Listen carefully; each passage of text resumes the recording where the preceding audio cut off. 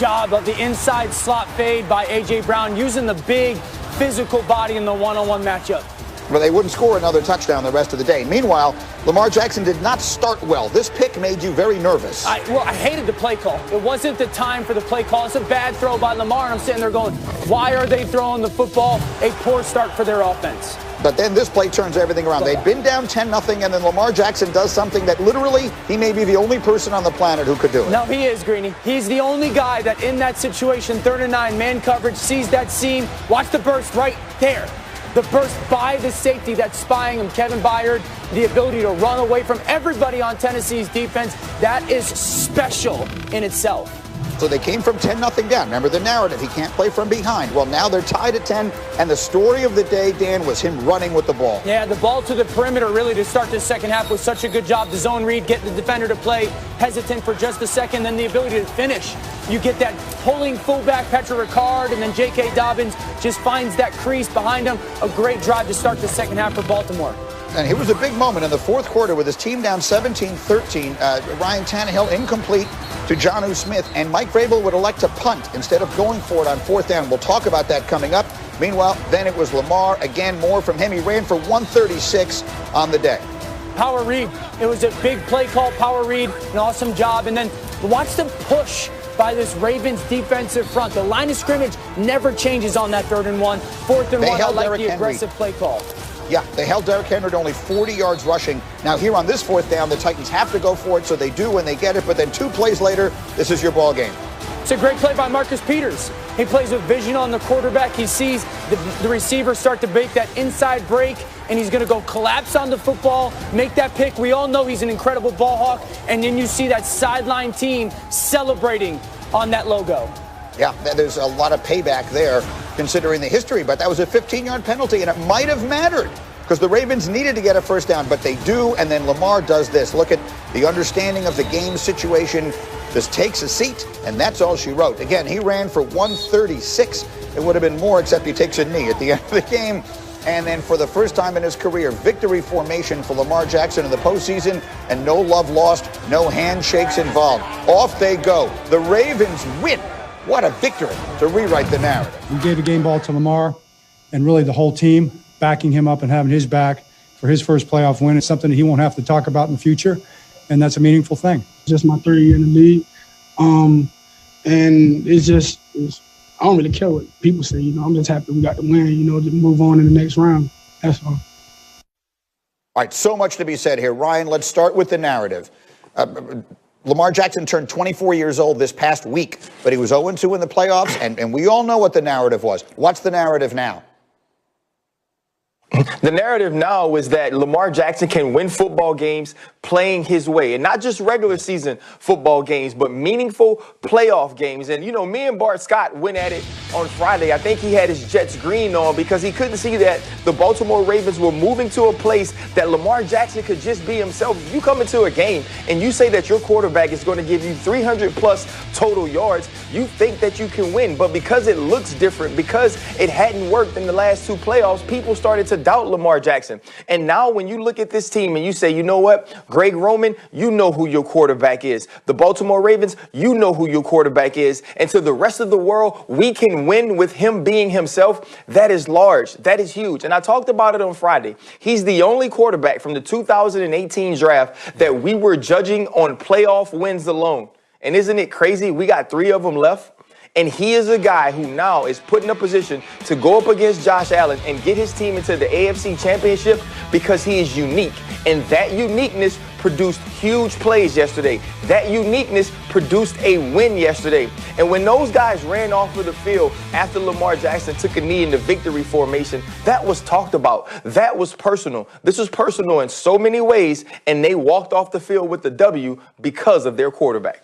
Yes, so many good points there, including the fact that you're right. 3 of the 5 first-rounders from that year are still alive in these playoffs. They all got their first playoff wins this weekend. Baker Mayfield, Josh Allen, and Lamar Jackson. I just want to ask you this question, and bearing in mind, Rex, that we are a family show here. Right. Well, you're the defensive coordinator, and Lamar runs for that touchdown that he ran for. When you have a really good call on 3rd and 9, what words come out of the defensive coordinator's mouth? Greedy, don't do that to me. I can't say. I can't even do focus that. on it. He can't even fake it. I can't fake it. There's no way because the first. Oh my goodness. Yeah. Because right away. My goodness. Hey Ryan, you know darn well, like you can't. Like this guy's so special. Don't pass the quarterback. Yeah. Don't pass the quarterback. Don't pass the quarterback. Oh, shoot, he went past the quarterback. Bam. There it goes. And that's what it was. They had it played great. But you know what you can't stop? Nope. The best player on the field. And you can't do it for 60 minutes. They had one slip up, cost you a touchdown. Yep. That's how special this guy is. Look, not since Steve Young have we had a guy like this. And that's the thing that gets me. Look, Steve Young won a Super Bowl. This guy right here can win a Super Bowl. And Dano and I always talked about it because he knows I'm a huge fan of Lamar Jackson. Yeah. No question about it. I love the guy. And I said, even when these guys were 6-5, not 11-0, Pittsburgh fans, I said, this is the team to watch out for. Hey, Rex, calm down, Rex. I did say it. Calm down, I bro. said it. I said it because it's difficult enough. Yeah, no, I'm with you. But here's the reason. I know how difficult it is, and Ryan and I both know. It is so hard to stop running quarterbacks, especially guys that can throw and be multiple like Lamar Jackson. Look, guys, he was the MVP of the league. Yeah. The MVP of the league. Right. And that's what people forget. Well, he's still that guy back there. Do I have time? I want to get this in because we haven't yet. I want to play this. Mike Vrabel yesterday, head coach of the Titans, who's done a brilliant job there. Of that, there is no debate. Made a decision that a lot of people have been talking about. He punted on a 4th and 2 in plus territory in the fourth quarter. Let's hear his thinking after the game. No, just decided to punt. Thought we were playing well defensively. Thought we would get a punt inside the 10 and be able to play the field position game. Had some time there that I felt like we could. For the record, Pro Football Reference said this is the first time in their database going back to 1994 that a team in the playoffs punted on 4th and 2 from that field position down 1 score in the fourth quarter. So for whatever it's worth, it's something that has not happened before. Dan, what did you think of the decision? I thought it was an atrocious decision. I said it on the MegaCast when we were doing it yesterday. I think that now the Tennessee Titans, both organizationally and players and coaches, have to kind of spend the offseason with regret. You have to spend the offseason with what could have been. Like, here's the thing. If you go for it on 4th and 2 and you get stopped, you just tip your hat to the other team. We weren't good enough. At least we threw our punch. At least we tried. Now you're going to sit there and go, well, we punted in fear with the 6'4" tailback, one of the best run games in football. And now they got to sit there and go, what could have been? What would have happened if we went for it? Maybe we could have gotten it. Maybe we busted a run. Maybe there was a way to go win that football game.